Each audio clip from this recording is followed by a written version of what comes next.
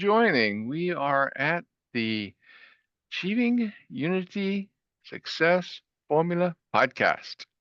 As you can see on the screen is your Achieving Unity guide. So I hope you'll get a copy of it. Do the Achieving Unity guide on the bottom left for the QR code and tell you all about achieving unity. And as you're doing that, make sure to give me feedback. I want to hear back from you on what achieving unity is about and how we can use it personally and professionally. A lot of people use it thinking it's just a goodie complimenting everyone, but it's much more than that. And it turns into the professional environment as much as anywhere. My blog, the QR code on the bottom right, please get a scan of that. See the newsletters that I write, 2 per month. I'd love to have you, 4 articles per month, 2 newsletters per month. I'd love to have your feedback.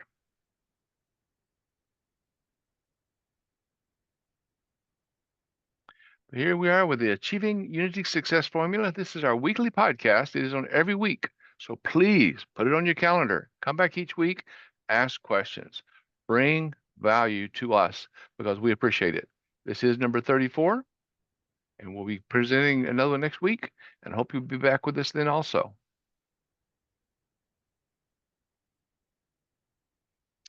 Reality Focused Dynamics, Success Focused Solutions. That's our company. Reality Focused Dynamics, creating solutions, one reality at a time. And that's what we have to do. We have to find our realities because that's how we create our solutions.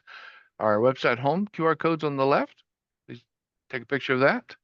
And then our website contact to contact me. If you have questions, ideas, concept, or want to schedule coaching, a keynote, give me a shout. Love to hear from you. In Reality Focused Dynamics, we are a proven, compassionate strategy process that turns conflicts into lasting harmony. And again, this is at home, at work, and in every relationship that matters. This is about helping you build better communication, better collaboration. Are you frustrated by tension or possibly arguments with someone at the office, at home, a friend, or socially?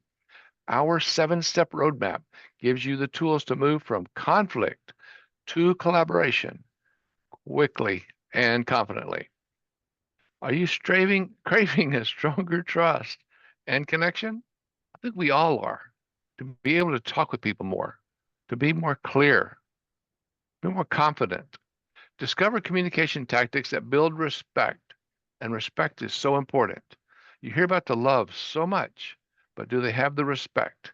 And that's what we need to do to help prepare and repair relationships.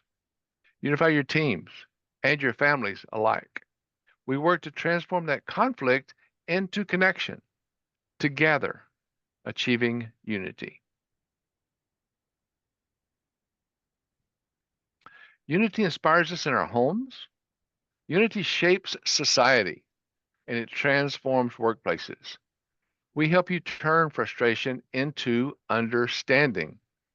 Sometimes we ask ourselves, what the frustration? And that's what it's all about. A lot of the times when we get off in the distance, we're frustrated about something and we lose track. We need to find value in our actions instead of reacting in anger. And why is that? One of the things that we do is help show you that anger holds no value. Anger holds no value. There's no reason to get angry. Have you ever seen someone get angry and you said, wow, I want to be just like them? No, that doesn't happen. Anger, ANGER, stands for actions not gaining effective results. There are no effective results to anger. None. Life happens in every relationship, from personal to professional, from parenting time to partnerships. They happen in the bedroom, they happen in the boardroom, and in every room in between.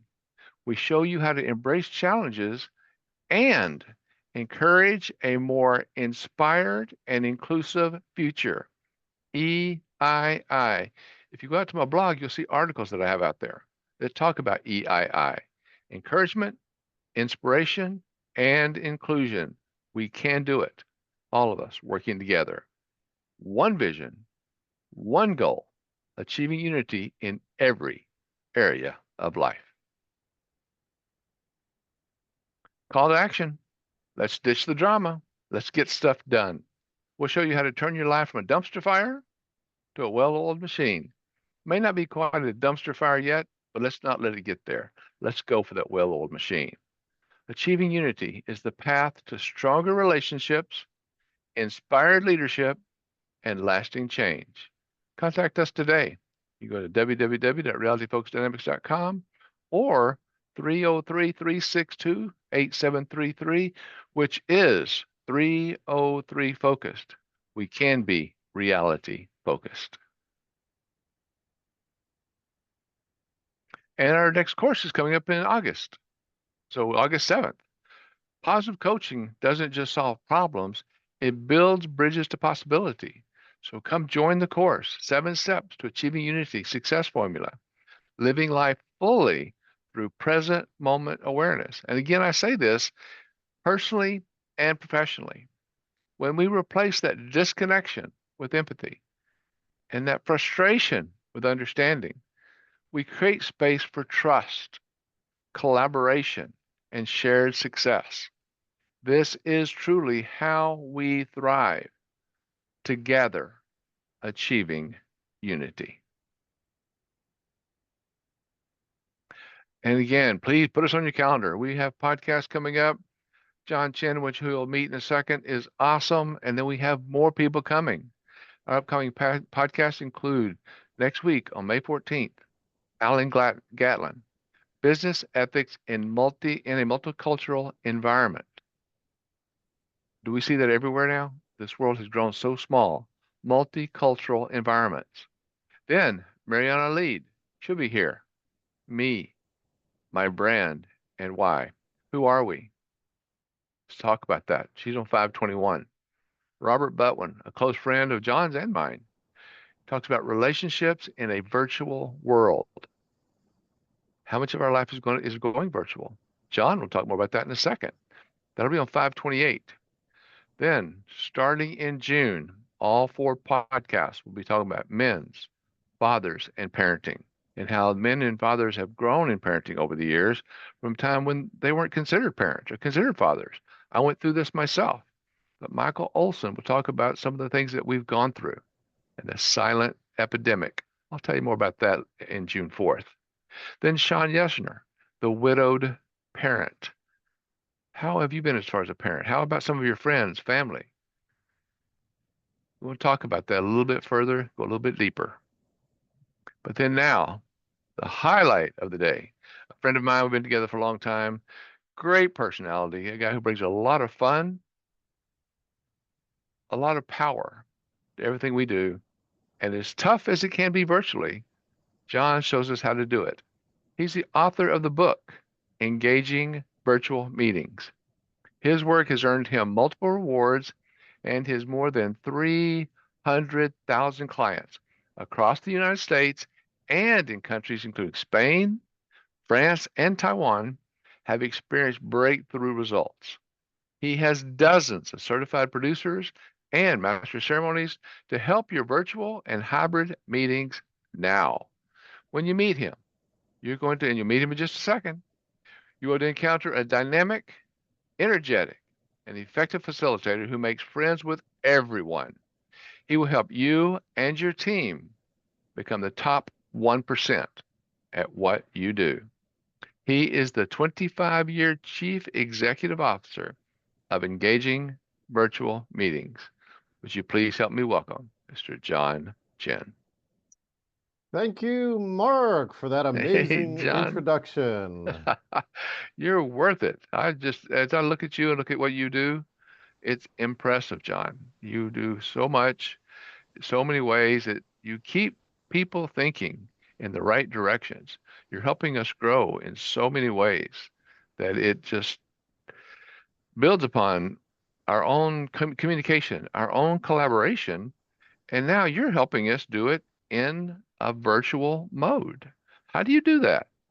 Well, got to give a shout out to our good friend Marty Dickinson of Speaker Speak Live. That's how Mark and I met. We're speakers who care about speaking, but Mark, I'm not just doing it in the virtual world anymore, too. I'm actually live today from Boston, Massachusetts, where I'm just wrapping up a 3-day mastermind, producing it hybrid. So there are some people who could not make it here because, like you have a storm right now, we had storms in Boston, Massachusetts, and the people who stayed home were able to stay connected to this program by watching it virtually while, 60 or so watched it live and in person. So we're doing it in all sorts of different ways, Mark. That it is. It's amazing. And I just love that we're doing so much and being able to stay in touch. And one of the examples that I give is just, I think 2 weeks ago, first I was talking with a guy in Rwanda, Africa. Yeah. The other guy just northwest of him in Africa. Then a call about an hour later, I was in, where was I? I forgot where I went to. Ukraine. So I went from Yes. two areas in Africa to Ukraine, all in one morning's time. Yeah. Isn't that Mark, almost unbelievable? I know, Mark, it's like Star Trek, like beam me up, Scotty, like to go to certain places. My favorite too is over the pandemic is that I've met people in all different states, Florida, California, Colorado, and Georgia, but Georgia, not the state, Mark, Georgia, the Gosh. country. And so that's the great things I think now in ways that we can make the world smaller by using virtual and what it's really, really good at. And as you say that, I know there's a lot of question about people from other parts of the country or parts of the world that are taking jobs and things like that. And I'm thinking, no, it's an opportunity for us to learn from each other and building each other's jobs and help us grow more, right? Yeah, I think one of the greatest things. So I'm a parent too. You're talking about single parenting. I'm the dad of 3 kids, and I think one of the most important things for those who are parents who might be listening to this is to travel internationally when we can. Like right now, we can.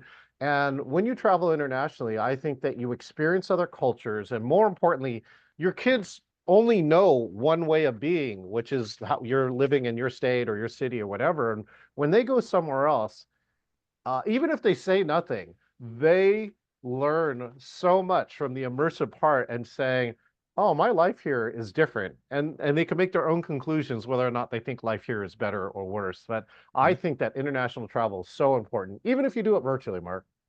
I'm with you. I am so with you. Now, I just started international travel. I grew up that culture that we talk about and a family that didn't travel. Mm-hmm. From the time I was, I can remember to the time I was 18 years old and going to college, we never did that. So Mm-hmm. in the last 20 years, that's when I started traveling to France and Italy and Mexico and just anywhere I can go.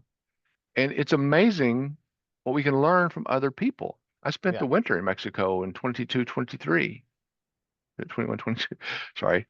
It just the whole winter from yeah. October through April. Mm-hmm. It was beautiful to meet the people and learn from the people.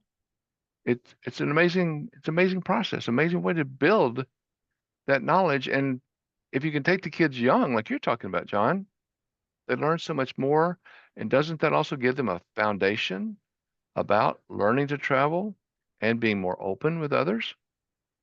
Well, virtual is kind of like that, Mark, too. Virtual is kind of like traveling to another country. There's while we all might speak a language, say English here or whatever it is that virtual is just different enough that it has its own culture. We were talking pre-show about, you're on mute became part of the virtual culture.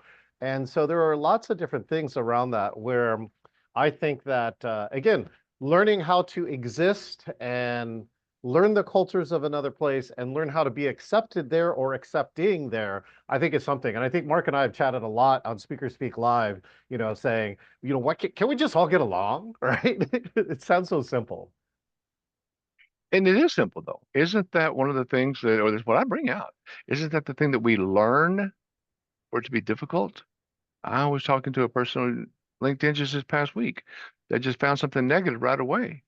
And I sent him one of my paragraphs and talked about isn't it easy to find something wrong, but yet better to find something of value? Don't we all grow further more positively with that kind of foundation to work from? Yeah, and you have a choice, right? You have a choice of like we just produced this other program. So Mark, I'm Chinese American. I'm third generation. We just celebrated Asian Pacific Islander Heritage Month, and I was the co-MC for a 6-hour program. And the person running the sound mixing board was a little bit of a negative Nelly, Mark. And it's like didn't matter what we said or what we did. It's like that's impossible. No, you can't do that. Don't touch my board. And it's just here we are trying to celebrate, like there are 17 different acts. People come in cultural clothing and they're sharing cultures, they're sharing dance, they're sharing lots of these other things. And it does though, it takes a big team to make that all happen. And our sound team was not quite on track at the beginning of the show, Mark. I can imagine. As you talk about that, and as you talk about virtual, for Yes. those of you, those in the audience that are meeting you for the first time, can you quickly kind of describe what is it that you do? Yeah, it's a little bit like that. It's like the parents, when you're a meeting planner and all your parents think you do is plan parties, and that is like not the definition. So what I do is I plan, produce, speak at, and MC at virtual, hybrid, and in-person meetings. So what does it mean to plan and produce something? So one of the examples Mark wanted to ask me about is that I produced one of the only, it was the a 1,200 person virtual conference. It was the only conference in the training industry that was 100% live. And so, as you can tell, my book is called Engaging Virtual Meetings. And when this company, who for the first time in 40 plus years of history says, we have to run a virtual conference, we really don't have a choice. It was like 2021. They called me and they said, who else are we going to ask? We're going to ask John Chen because I've been professing about this virtual stuff for almost 38 total years since I started, Mark. And so they knew I was good at it. And so when I got in, they'd said, what are some of the guidelines? And my first one was like, number one, do you want it to be engaging? And they said, yes. Then I said, it has to be 100% live. And so, a lot of places were using pre-recorded trainings. Like, we have a conference and now Mark is going to talk to you for 45 minutes on a pre-recorded video.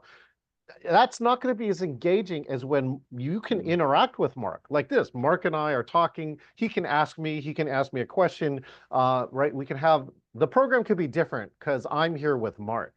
So that's why I said it had to be 100% live. And so in planning that, that's first that's this planning and saying, what do we want to design to do? And then now, how are we actually going to do it? And in this conference, Mark, because it was so big, it was literally 1,200 people online at one time. 1,200 people. It's a lot. It's a lot. That's a lot. We had up to 200 people helping the 1,200. So I was able to train a number of people when nobody knew these roles, but they became ambassadors. And their whole job was to make sure in either private chat or interact with attendees of this conference to make sure they're having a good time, right? That they're achieving their educational needs. And so that was the other secret is how do you form a team that makes it welcoming for the people? And again, now you have to think about what it was like in 2021 to attend a virtual conference. Most of us as attendees didn't know what to do. Like Mark probably knows what to do if he goes to an in-person conference. He's going to show up, he's going to get coffee, he's going to meet some people. But in a virtual conference, nobody knew what to do. And so we just wanted to make it the most welcoming environment that we could. And the real key here is that somebody came back and said, one of the keynote speakers is Mark. Do you remember the movie? Now, Mark says he doesn't watch a lot of movies, but do you remember a book or a movie called Eat, Pray, Love? Yes. Elizabeth Gilbert. So Elizabeth Gilbert, the reason why this is important because she wrote this book and 16 million people bought her book. And she finally gets to keynote this conference. She keynotes it in virtual. And she's so good, Mark, that somebody 38 minutes into her keynote says, I feel like I'm having a one-on-one conversation at an Italian cafe with Elizabeth Gilbert. And Mark, I turn my head and I Wow. look at the participant list. There are 650 people live right now. And I'm like, how did she do that? How did she make someone feel like that over this type of virtual connection when everyone says they feel so disconnected? So those are some of the things that I do is to create the environment for this, produce it in such a way that you, the attendee, have such a still can have a life-changing or educational experience all from the seat of your home.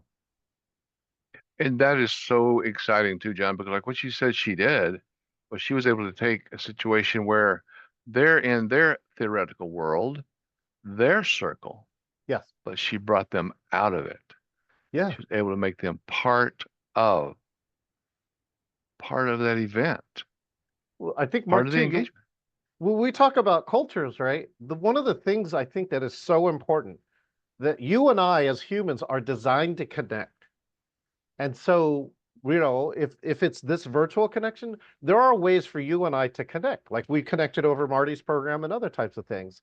It's not just in person. And so we're designed to connect. And I think that's important because that's what allows people to make this kind of connection over whatever technology or vehicle or things that we have. It's just our form of human communication and our desire as humans to connect. And that's one of the things that I talk about. And we don't have enough time today to go into it in too much depth, but there's a lot of people who are still, they may have been around computers now for 20 plus years, Yeah. but they're still a little bit nervous about speaking online or being online or like us having our picture online. That's that's not 100%, and I would even say 50-50 for Mhm. people who can do that. So that fear for a lot of them, and again, I talk about fear being false evidence about reality, but it's still a fear for a lot of people. So for anyone, including yourself, the great job that you do to bring people into this environment and help them feel comfortable.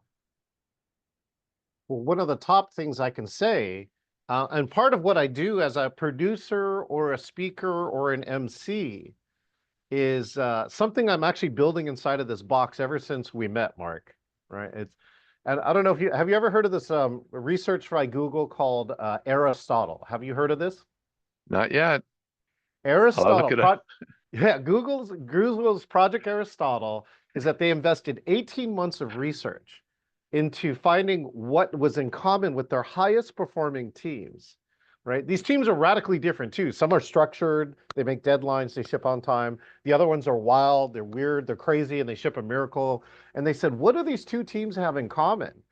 And is it the money we pay them? Is it the leader? Is it the structure of the team? Is it the building? It turns out it's none of those, Mark. Mhm.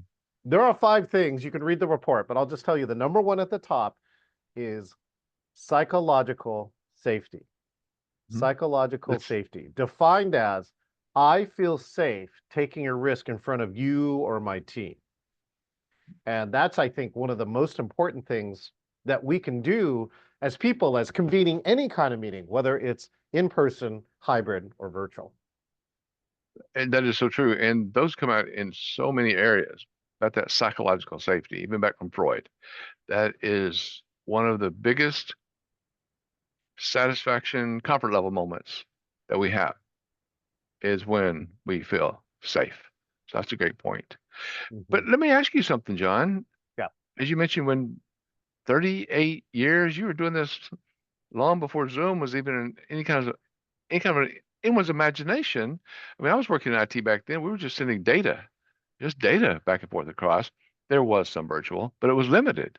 Yeah. How did your journey into this virtual engagement begin? Well, I think it started as early as college, and I thought one of the cool moments I still remember to this day is that as a college student, you don't have very little access to your professors. Like I went to UC Santa Barbara. This is a big college, right? 18,000 undergraduates, and by the advent of email, right? Email is such an important communication vehicle, right? We're still using email today that I sent an email to my professor and he answered it in under 60 seconds. Mhm. And it just dawned on me like, this is a really powerful communication mechanism because I can't meet him in person. It's too difficult. But he just gave me a reply in 60 seconds, and he's a very important person. So, I thought that was the beginnings of it. So I studied virtual communication or all communications over lots of different vehicles. And we discovered basically we started experimenting with virtual team building over email, over webinars, over audio, all sorts of things. And so we found out what was right over those 38 years. But the funny part is this, Mark, as business people, nobody would buy it. It's kind of got a problem as a business case, right? Nobody would buy it, even though people are like outsourcing to India or other countries, and we told them you're gonna have problems, right? When you have these new cultures come in and work on your business, it wasn't just enough to write a check and get cost savings, but nobody believed us. And then until, of course, our good friend, the pandemic, right? So the March of 2020. That I actually have a thriving team building business where I'm doing about 160 in-person events a year, and all of that ended in March of 2020. So I'm sitting around my office. I don't make vaccines. All right. Oh, well, actually, one of my strategies is go back and look at the past, and I dug out all this information about virtual team building and communication. And I put a class. I said I don't make vaccines, but I do know how to make your virtual meeting better. And everybody was getting on virtual meetings. So I put a class on Eventbrite, and over good 5,000 thinking. people, right, took that class, Mark. 5,000. So my publisher, John Wiley and Sons, come back and they said, "Hey, do you want to write your second book?" And I said, "Sure." And Mark, you're gonna love this. And what I feel is the cruelest joke that my publisher I felt played on me. They go, "Hey, John, we don't know how long this coronavirus thing's gonna last. Like, can you rush the book?" I could have had 5 years, right, Mark? I was just like I heard from somebody. They tested positive last week.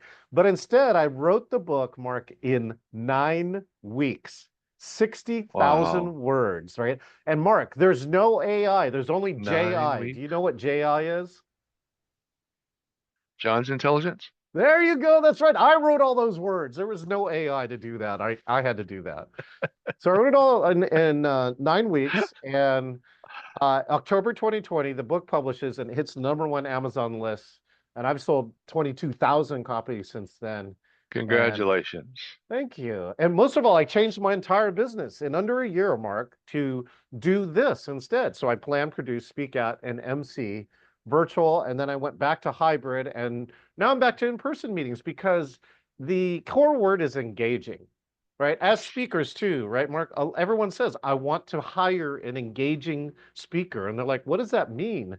And so I've just studied everything, especially in the virtual environment, saying, what do I have to do to be engaging? What do I have to do to make sure that this virtual audience can really participate and gain something, despite them, being from around the world and hanging around on the couch? And feeling comfortable as Yeah. they engage. That's part of Yes. the engagement, that they're comfortable. Back to that safety, Yes. back to that ability to feel part of that, to be engaged. Because sometimes we're engaged in a football game on TV, Yeah. but we're not Yeah. really so part of it. But in these situations, we want people holding that mouse. We want people touching that screen. We want them to be truly engaged in what we're doing, and that they're feeling as part of the program.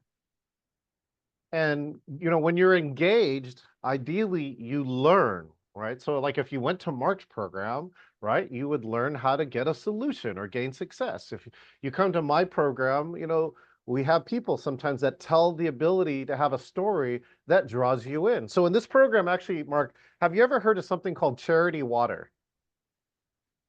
Charity Waters. I don't think so. It sounds familiar, but I'm not sure where I would have heard that. So I'll tell the shortest version, but this guy used to be like a Las Vegas club promoter. So his life used to be like drugs and alcohol and everything. And one day he woke up and says, "My life is meaningless." So he goes out and he sells all this stuff and goes and takes a lot of his money and starts helping communities around the world, including building water wells, clean water. And now he's Okay. one of the largest water charities in the world. And the reason why I'm telling you this, Mark, is the way he told this story of transformation was so engaging that many people in the audience said, I want to commit to help build you a well, which costs about $10,000. And Wow. I think, that's the key of engaging is when in humans, we want to be engaged too, right? We want to connect Mhm. and then we want to be engaged. We want to be inspired. Well, that's one of the things that I help work on, is because there's a lot of people.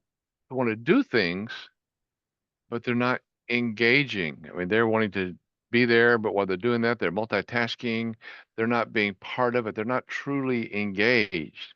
But what I'm hearing you talk about, John, are people who come in, they're engaged. When they think about it, I want to invest $10,000 in it. It doesn't have to be 10,000, but of course sometimes it could be 100,000.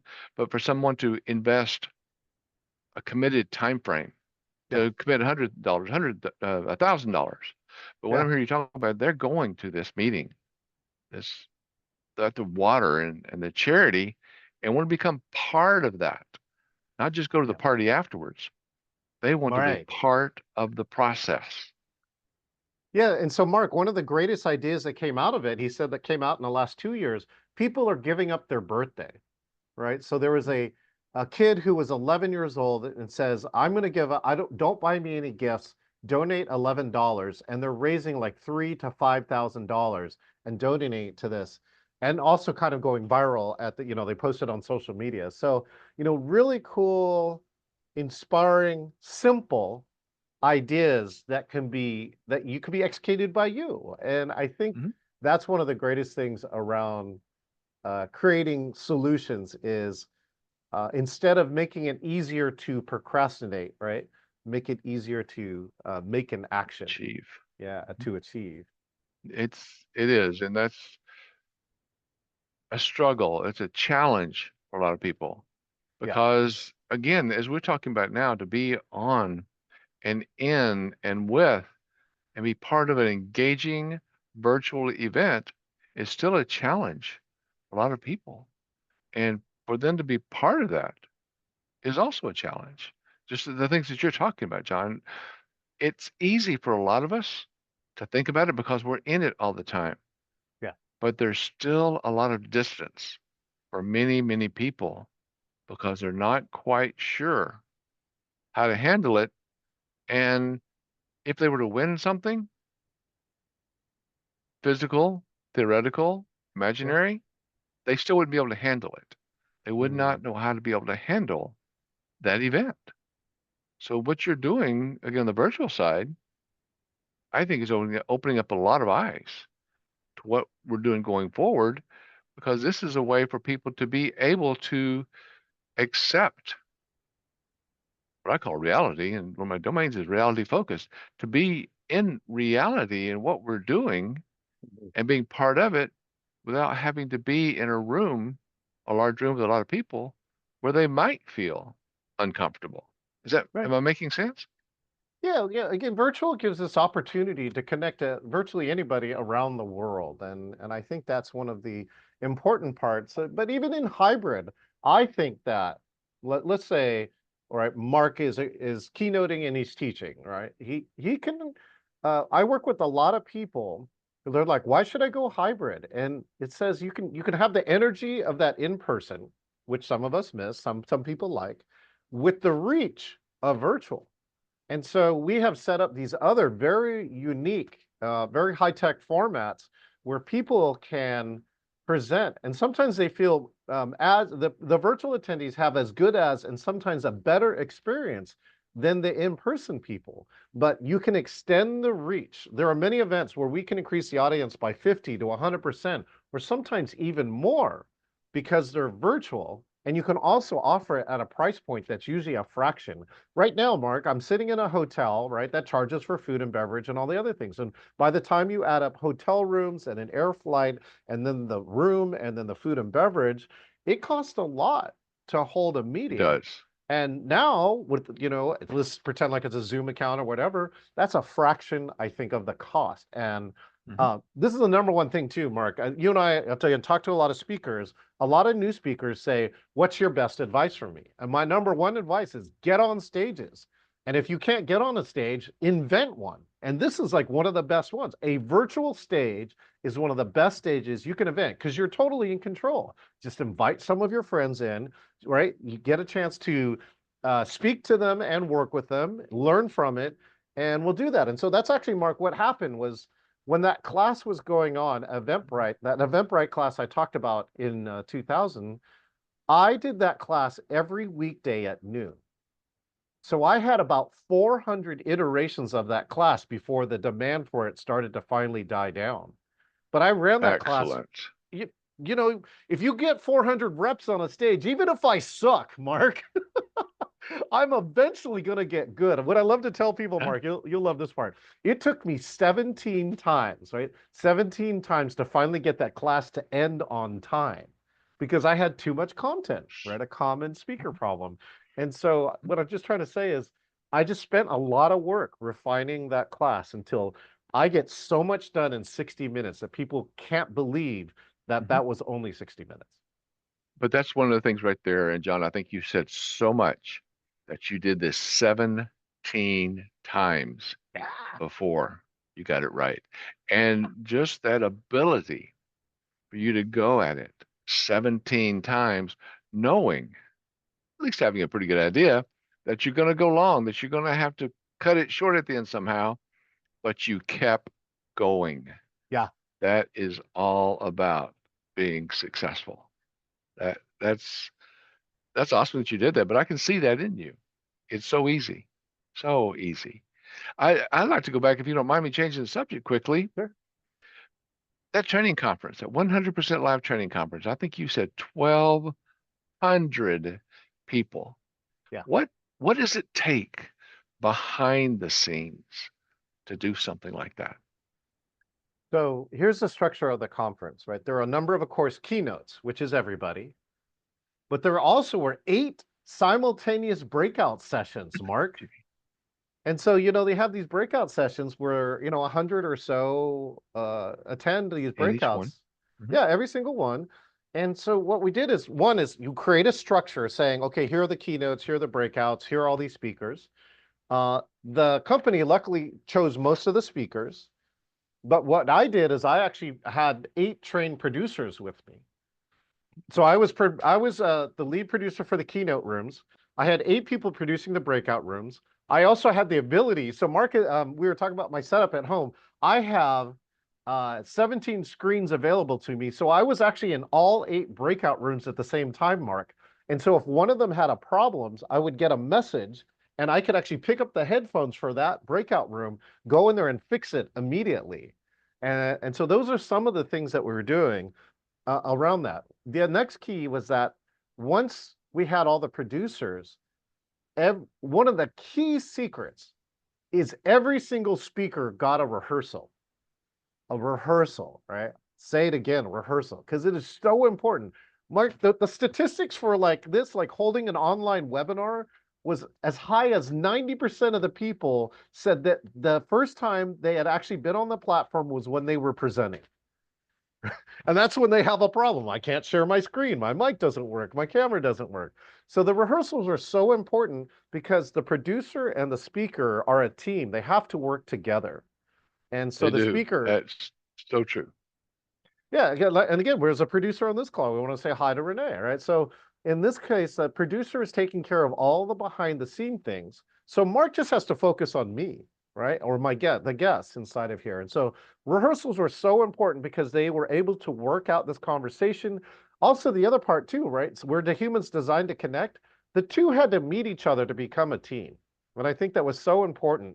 So there were over 150 rehearsals, over 150 rehearsals, so that everybody knew what it was going to do. And then I gave them some other key points around it, saying, I want you to be engaging. So make sure you don't talk the whole 60 minutes. I want you Yeah. to, right, engage the audience or ask for questions, because we ran it in 100% meetings. There were no webinars, Mark, no webinars, all meetings, so that people could turn on the camera if they want to. They could turn on their mic if they want to ask a question, and they could chat, right? And so all these things led to engagement where I think what was really important is that any person could get an answer to their training question in the way they wanted to. I'll say that again, in the way they wanted to.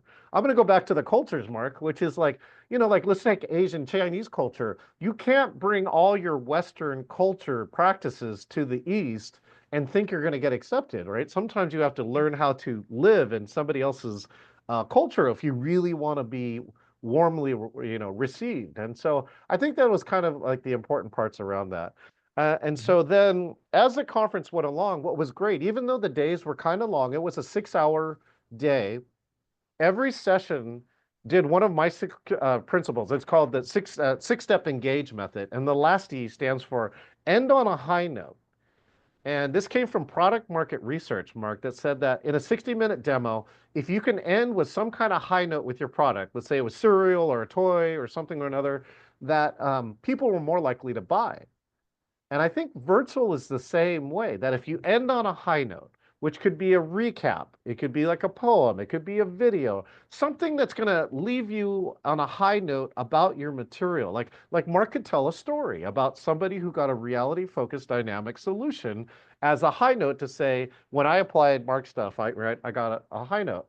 And the key to that was that when people are left on a high note and now they got to log off and log on to another session, they have enough energy, they have enough ability and interest and engagement to say, I want to know what comes next.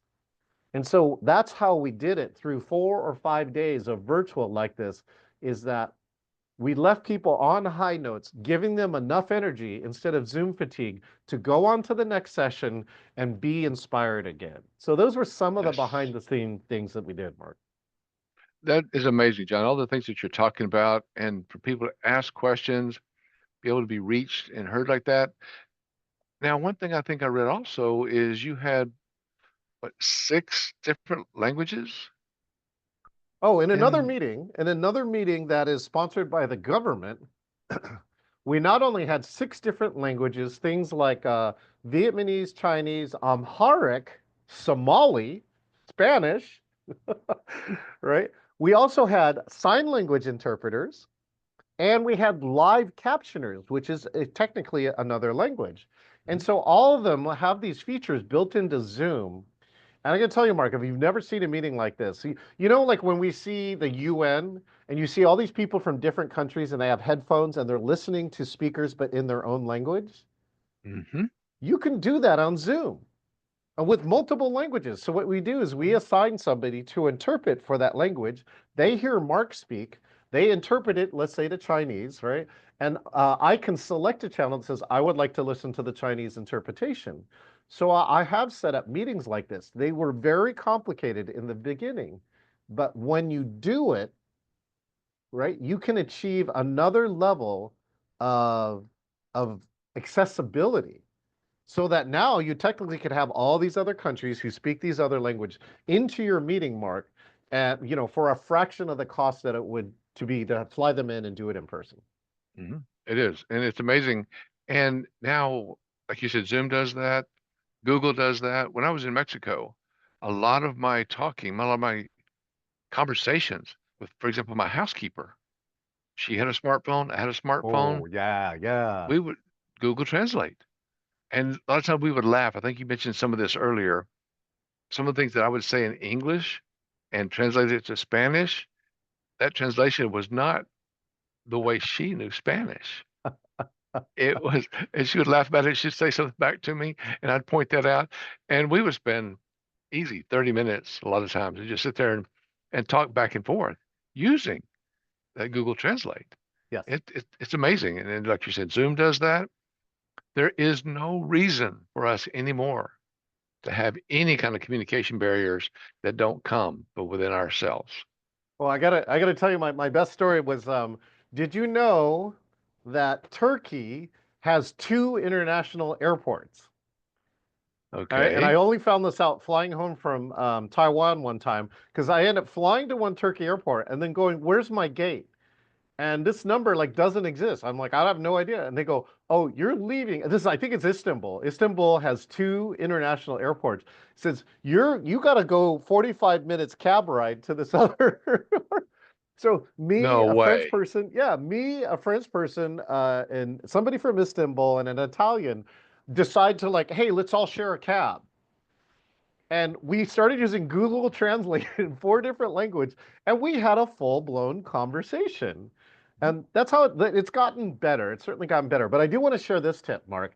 So, Mark, I think you use PowerPoint. Isn't that correct? I do. Yeah. All of you who are listening who are using PowerPoint, did you know there's a feature that you can speak in a number of languages and have it interpret and put captions in another language right on your slides? So it could just use Wow. English, which is an accessibility thing, like watching Netflix with captions, or I've seen it take a language I have no idea. Let's take Arabic, right? And I speak English, and it interprets Arabic. And I once spoke to an Arabic audience and turned this on, even though they had English as a second language. The Arabic was an aid to them to Sure. be more engaging so they could understand the nuances of what I was trying to say. And they said it was 90 to 95% correct. That's a feature That for is you. That's excellent. you already paid for it. It doesn't Mhm. cost anything extra. Okay, now, John, help me. That's just for the words on my slides, or is that's not for what I'm talking like right now, Yeah. So like you know how you shared your slides in the beginning of the right? program? You could have a line that would be interpreting what you were saying in the opening comments in another language. Oh, yeah, John, I'm gonna look that up. That would be wonderful. Yeah. That just to give that opportunity. We have so much to give each other in so many ways. And not, I mean, everybody on this call, everybody that listens to this call, everybody, those 300,000 people that you talk, that are your circle. Yes. We have so much to give each other in so many ways, and just touching things like that. There is no reason anymore that we do not have clear communication in just about every way possible. So I will look that up and I'll come back next week. We'll see if I can have that up and running. That would be, I'm serious. It's one of those things of some people say, why? I say, why not? Yeah. Why not? Mark, It's I think this goes back to a part about why you said why do so many people have challenges achieving something? And I kind of sometimes think it is a passion problem. And what I mean by that is like you have to really want it. Like for instance, I went down this. I am truly, honestly, very passionate about engagement, whatever the platform is. And if you see me, you know, like I was producing this program, if you watch a lot of AV producers, they're like on their phones playing Bejeweled after the program starts. Not this guy. This guy, I'm involved in the program saying, what can I do to make this program more engaging for everybody in the room, even though I'm the guy in the back of the room? And I go back to this engagement piece saying that if you really want something, you will find the solution. And I think right. that if you really want to fix a problem, you have to ask yourself, if you're avoiding the problem, what I would come back to as your coach, I would say, you really don't want what you said you wanted. You want something else. You want comfort, you want entertainment, you want to be relaxed. That's fine. Just admit that. But don't say, I want a Ferrari, right? And then lay on your couch. Those two things don't go together. That is so well said. And that's what I bring up so many times, but especially in relationships. And again, as I talk Oh, about from the bedroom to the boardroom and every room in between, it's a situation of being able to show what you want. Words don't mean anything. We hear them all the time. It's, oh, I want this, and here's what you want. Here, I love you, just whatever. And if you don't show it, it's not there. If you just appear, that's not good enough. You've got to be able to say, as you just mentioned, I want a Ferrari, but I don't want to work for it. I want a relationship, but I don't want to show my love. That doesn't right. work. If you want a Ferrari, you got to work for it. If you want, Well, Mark, oh, go ahead, go ahead. Mark. Oh, I was just I was going to just, share too. Two of my latest producers came from the Gottman Institute. Have you heard of John Gottman? yes, I do know John Gottman. I did not know about the Gottman Institute, but I do know John Gottman.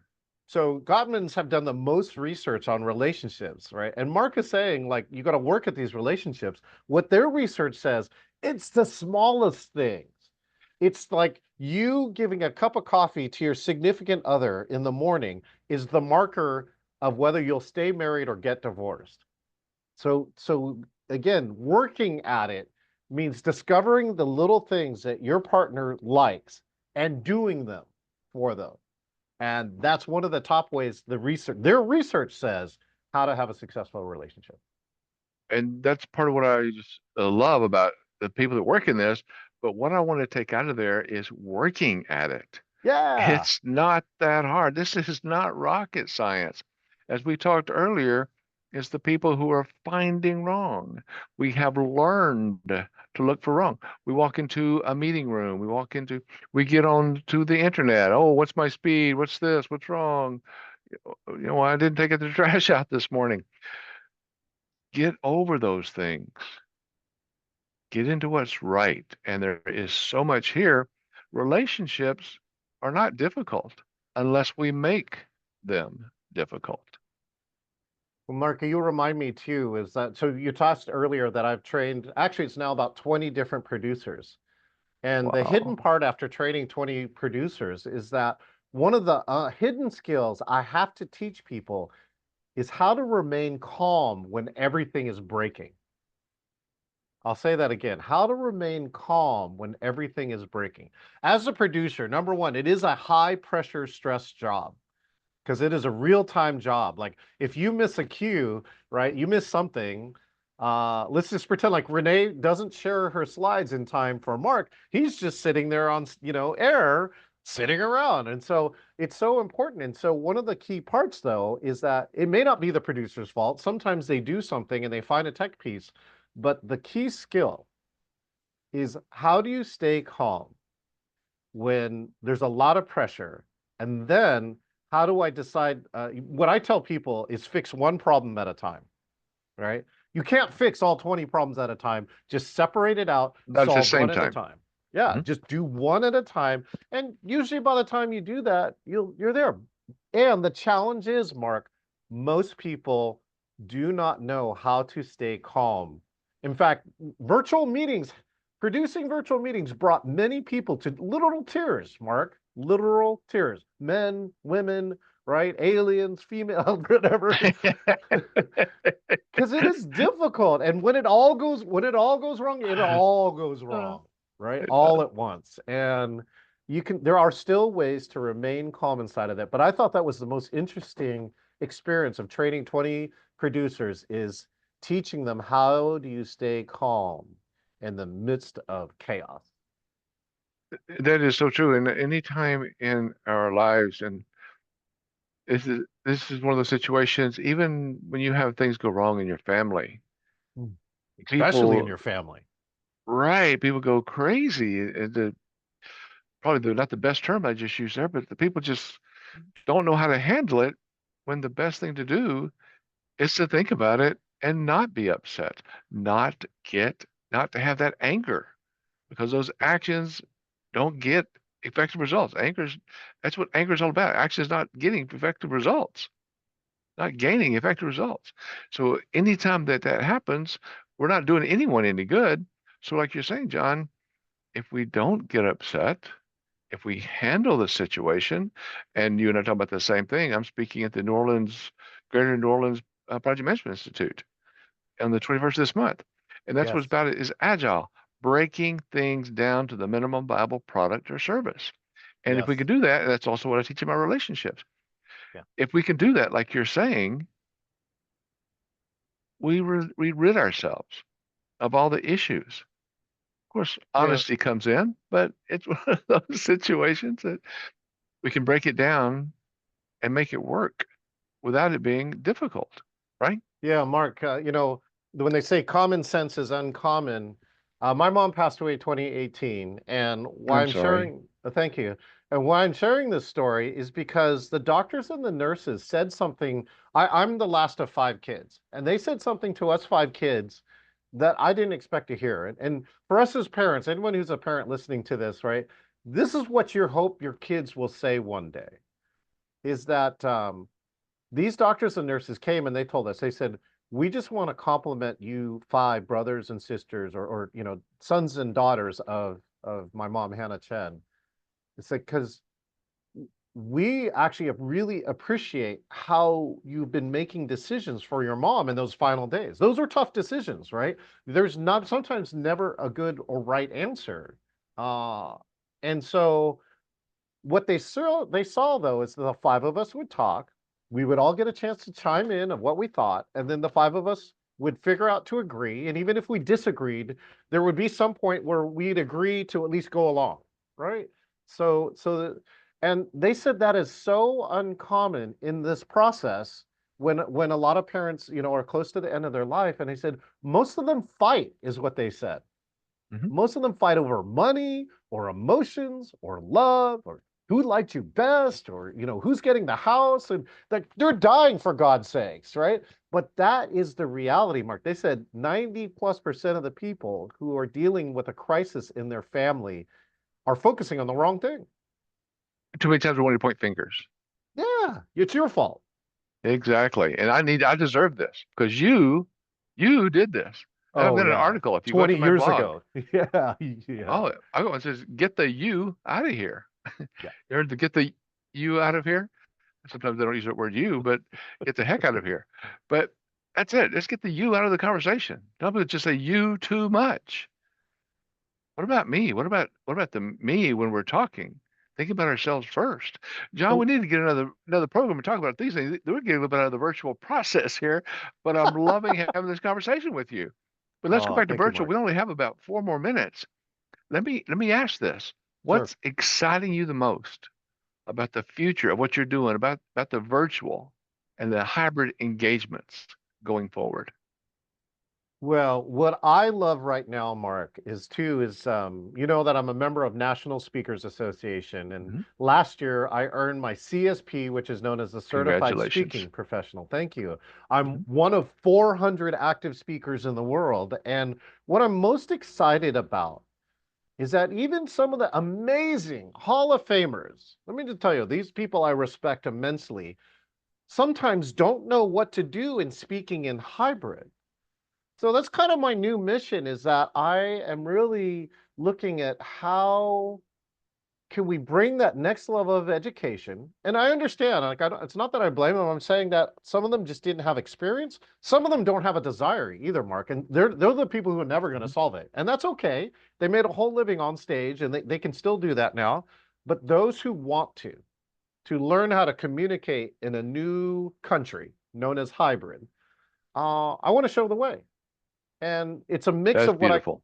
thank you. It's a mix of technology and technique. And what I mean is some speakers right now don't even know what technology to ask for to Right. be engaging in hybrid, right? Well, And then yeah, the but I mean, I'm sorry to interrupt you here just quickly, but like you asked me about something on Google earlier. How many times do we receive every day something new from Google? How many pieces of software out there? How can we keep up with all the ways there are to do something online same and thing. It's technology? it's like passion. It's like I personally keep up with every update of Zoom because it's the platform I Wow. chose, and Uh-huh. I actually subscribe to the notes and I look through Uh-huh. that and then I communicate it to my other people. And so that one of the ways Beautiful. to learn that stuff is to teach it. Because now you have to do it, Mark. Right? I can't It's ignore it. They look to me wow. for that guidance to show them the way about new features that they didn't know about. And And so, see, I turned to Renee. yeah, I sure. because that's too much. I had one talk this morning about AI and ML, machine language. Uh-uh. I'm not doing that anymore. I've got to look to someone else to do that. I don't know how you keep up with all that and do your speaking and all your meetings, John. You amaze me more every day. That is amazing in itself. But let me Well, ask you thank one you, more Mark. question and then we'll go to close. How can small organizations Yeah. with limited resources still create those positive, powerful virtual meetings that you're talking about? Yeah, I think there's two ways. Number one is you got to find somebody who's going to be a champion for it, whether it's you or if you're not the technical person, find Okay. somebody else who has a desire or who can help you in saying, I want to make our meetings more engaging, but I don't know how. And, empower them to do so. There's lots of different ways. That's where we end up writing the book was for managers because 80% of all the virtual meetings are 25 people or less, Mark.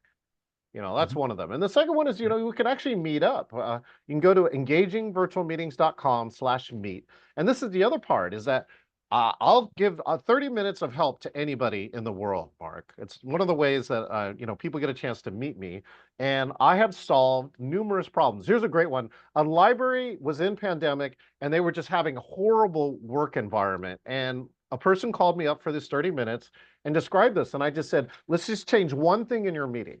All I want you to do is that my first principle in E is engage and interact with every attendee before the end of the meeting. And all they did was just at the beginning of the meeting have everyone check in and say, how are you doing? Remember, it's the pandemic. Everyone is doing it. And just go around and have everyone say that before you start work. This is a concept known as connection before content. Connection before content. Connection before content. And they said the number one thing is not only was that meeting better, but all the work they got done during that day was better than anything else that has happened since pandemic. So that's what I would say, Mark. Great. That's awesome, John. And I'm sorry, we're running right on time right now. Thank you so much for being here. It's always awesome. I just enjoy talking to you as we do talk elsewhere. But thank you so much. I hope I can get you back on here October, November. Let's talk about some more things with virtual. Let's make things happen because, oh, well, can I ask you one more time to give your domain and how they can get in contact with you? Yeah, it's all one word, engagingvirtualmeetings.com. Again, engagingvirtualmeetings.com. My website's there, and lots of beautiful resources are there for you too, Mark.